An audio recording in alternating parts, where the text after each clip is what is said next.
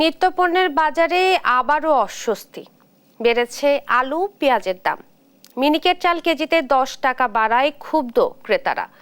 সপ্তাহান্তে রাজধানীর সবচেয়ে বড় পাইকারি আড়ত কারওয়ান বাজারে প্রতি কেজি আলু বিক্রি হচ্ছে 70 টাকা দরে, আর পেঁয়াজ বিক্রি হচ্ছে 110 থেকে 120 টাকা কেজি দরে। তবে বাড়তি দামে স্থিতিশীল সবজির বাজার। প্রতিটি সবজি 50 টাকার উপরে বিক্রি হচ্ছে। আগাম শীতকালীন সবজির দামও চড়া। মূলা বিক্রি হচ্ছে 60 টাকা কেজিতে, সিম 120 টাকায়, ডিম সরকারি দামে বিক্রি হলেও মুরগির দাম রয়েছে অপরিবর্তিত। চালের মূল্য কেজিতে বেড়েছে 10 টাকা। মিনিকেট বিক্রি হচ্ছে 70 থেকে 80 টাকায়। নাজিরশাইলও বিক্রি হচ্ছে একই দামে।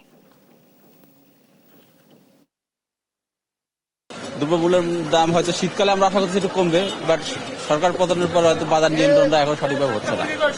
আর একটু মনিটরিং করা দরকার।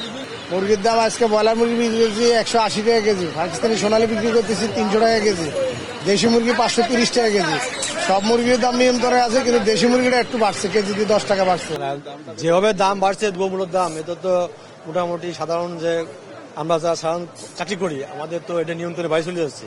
আমাদের তো এখন খরচ তার বাইরে চলে যাচ্ছে। এটা চাউল মিনিকেটে চলতে 70 থেকে 72, আড়াইশটা 60, 59, 60, আর নারিশেলা 70 থেকে 75, 77, 78 পর্যন্ত আছে।